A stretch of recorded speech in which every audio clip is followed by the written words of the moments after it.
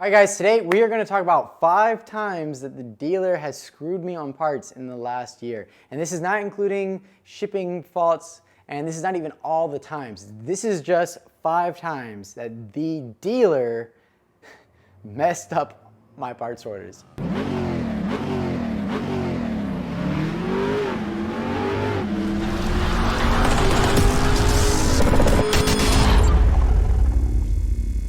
We're going to be talking about going through dealers on this because I'm assuming that you're going to a good shop. If you're dealing with online orders and returns and parts being incorrect, I mean, it just adds a whole nother level of complexity to getting the right parts and getting them on time. We have another video that you can watch about if you decide you want to get parts somewhere else in the dealer, how to do that. In this case, we're just going to be giving you examples of where the dealer has not been the best experience on getting parts. Unfortunately, this year has been worse because of COVID and shipping delays, but I'm seeing about a 70% of my jobs have a problem with parts that I'm getting from even the dealer. And we're going to give you some of the examples here with 5 marquees that are very high end that have completely dropped the ball on parts. First one we're going to talk about is Maybach or Mercedes.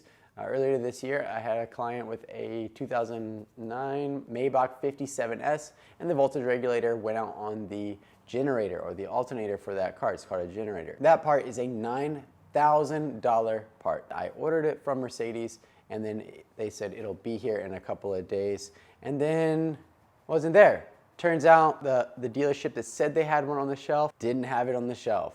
So they say it'll be a little bit longer goes by, I get the part, I come and open it up, and this part is a very sensitive part. I'm gonna show you one here. As you can see, inside of there are a ton of very tiny, very brittle wires, and you have a plastic case, and this is moisture sensitive, so it's very important that everything is sealed and closed. As a matter of fact, when it comes from the factory, it comes in a moisture-proof, static-proof bag with a moisture indicator tag inside that shows, hey, this thing has been stored at less than a certain amount of percentage humidity, and so it's safe to use. When I got the part and I went to put it on, unfortunately this plate here, this conductive plate, did not line up with the case properly and the bolt wouldn't go through it. I paid $9,000 for this voltage regulator and the bolt won't go through. So I brought it back to the dealer, and this is what their dealer Master Tech said. Yeah, I just told them I would probably take a drill bit and do it by hand. You know, I wouldn't use a power drill or maybe just a battery operated one where you can turn very slowly. Yeah. Right? And then just go from the backside in it, because it almost goes in. You know, I see where it's just this hole here, right? But it just doesn't perfectly line up, right? So I ordered another one, and this one they said, don't worry, it'll be just a couple of days. The same dealership that we ordered the first one from that didn't have it, they found theirs, so we can just get it from them in a couple of days. And I, at that point, smelling something fishy, was like, hey, call them, make sure they put their hands on it, open the box but not the bag, make sure everything's safe. They said they would. 2 days later, part comes in, open the box, the bag is already open, the case is cracked on it. Someone has tried to use the part, broken it, put it back in the box, back on the shelf, saying, hey, you know, I don't want to admit that we just broke a $9,000 part. And so I'm the one paying the cost of someone else's mistake yet again. So the third voltage regulator of the 4 total that exist in the United States at the time got sent to me, and this one actually worked. And my client is getting frustrated. I'm continuing to delay and delay, saying, hey, I'm waiting on parts. I'm trying to do things the right way. I don't want to drill into something that's moisture sensitive and then have corrosion that could shorten the life of that product. I'm trying to do the right thing, but it made it very difficult. And of course, my client is like looking at me on the 3rd time like, come on, bro, are you serious? What? Get your shit together. And it's not me. Next example we're gonna give you is Lamborghini. On the Huracans that have the steel rotors, so it's not as many of those, most of them come with carbon ceramic now, but on the ones that do have steel rotors, they have 4 brake pads for each caliper in the front. That's right, there's 2 pads on each side of the caliper, on each side of the disc. Now I know that this has been a problem when I've tried to order these before, so I called Beverly Hills Lamborghini and said, hey, I need these brake pads, and he asked for the VIN, and I warned him, hey, the VIN may not give you the right brake pads. I need you to check the part number that they give you, open the box, and see that there are 8 pads inside. Of course, he was like, there's not gonna be 8 pads, yada, yada. But we do have the brake pads in stock. I'll check them. Yeah, they're here, they're great. I drive over, and I brought the Huracan with me because I wanted to show him, because he's not gonna believe me when I tell him they're wrong. And sure enough, open the box, they're wrong. Pinhole right there, and then there's another pinhole down there. It's 2 sets of pads on each side, so there's 8 pads. Oh, what the fuck? I just seen that. That's weird. It's the same as the Gallardo. That's what I said on the phone before I came down, remember? Yeah. I was like, hey, make sure, because it should be 8 pads, not 4. I just went based off of the VIN number, like what the system says. I know, but that's what I'm saying. Every time I order parts, is wrong. He comes in, finds another part number, says they don't have it in stock. I call another dealer in Newport Beach. They also tell me there's no way there's gonna be 8 brake pads, but they do have the part in stock. They open it up, see there's 8 brake pads. They gave me a different part number than Beverly Hills gave me. When I gave Beverly Hills that part number, they're like, oh, we have it on the shelf. But for some reason, our system just didn't show it. So this is not a case of like manufacturer error or someone putting back a bad part. It's just the system is not accurately updated. And this happens all the time, especially in exotic, because you have super small, minute differences between even like a month different in production. It can be the same year car, same specs, but 1 month they did things one way and then they changed procedure, and then you get stuck with a part that just doesn't work. It happens all the time.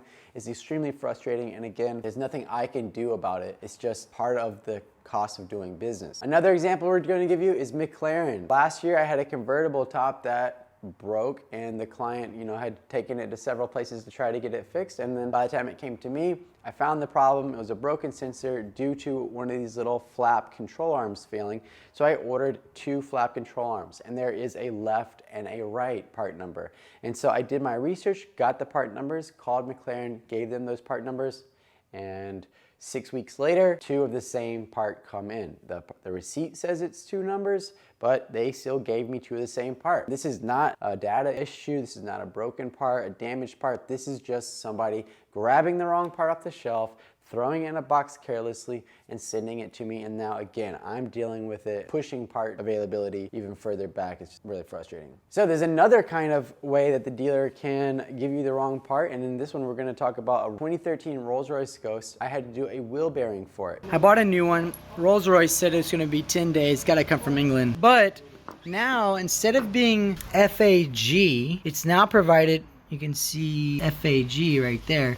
It's now SKF. And so the bolts went from this bolt, which is a M12 by 1.5 with Loctite. The new bolt is an M12 by 1.25. So when I bought brand new bolts from Rolls Royce. Let's look at those.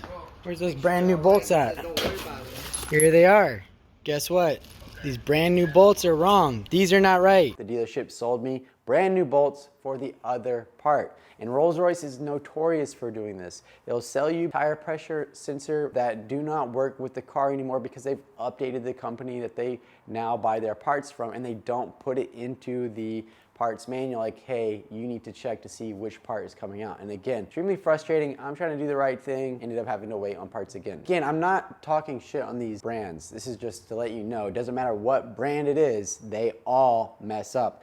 And it's Ferrari. I was doing a service on a Ferrari FF, and I ordered a drive belt, the fan belt, and so I got here a drive belt. But unfortunately, Puleggia Comando Accessory is the Italian way to say the pulley that commands the accessories. But the English translation said ancillary drive belt. And the person at Ferrari, when I called and said, hey, I need the belt, ordered this, and it looked like a belt, but then we open it up and it's a pulley that I don't need to replace, and now I don't have a belt and I got a pulley. Again, that's the parts guy just like not really caring. If I'd have gone through my prep better and gotten the part numbers myself, probably would have avoided that. The last thing that we're gonna talk about here is when the part is Porsche.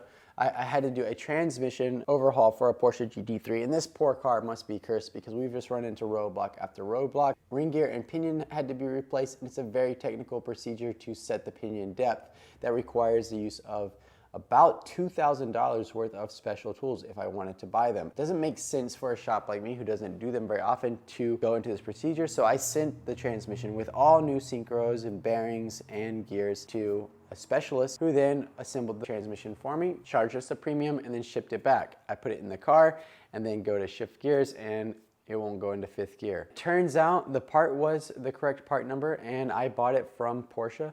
However, there was a malfunction in the design. The teeth did not line up properly with the gear and they would not engage. This one gauges all the way, flip it over, doesn't work. And so then I had to remove the transmission from the car, take the case apart, replace this part, and it was extremely frustrating because who's paying me for that time? It was like literally 12 hours worth of work that I have to do for free, and Porsche does not give a shit. They're not gonna help out with that. The shop that put the transmission together for me, he should have checked everything before sending it back, but honestly in this case, when you're dealing with Porsche parts, it's just easy to think, it's just all gonna work, and it just didn't, and that's extremely frustrating. Yeah, again, a time where I'm waiting on parts, and this, not my fault. All right, guys, so that's gonna wrap it up for us today. There's 5 times that again, the dealer just screwed me on parts, and on the last video I did on parts, the why you're waiting on parts, I ended it with a Martin Luther King's speech, which again says that no matter how young you are, you have a responsibility to fight for freedom and justice, and you have a responsibility to make the life of others around you better. And that has really been true in my life. When I try to do all the things that I'm responsible to others for the right way, it's very difficult at first because you're so used to not caring and just doing the bare minimum. But once you get into that rhythm and you're doing things right, you just get this weird karma that comes in, and you have a much clearer mind. And I think that really relates to why great recognizes great, is because once you've made that decision, that commitment to be great in all things you do, you cannot fail. You can't help but succeed. I believe in social media, people like CoffeeZilla and Joe Rogan, and hopefully I can be compared in this group of people who are genuinely trying to promote greatness and being great, and that's what will make our country, our planet, our species a great thing.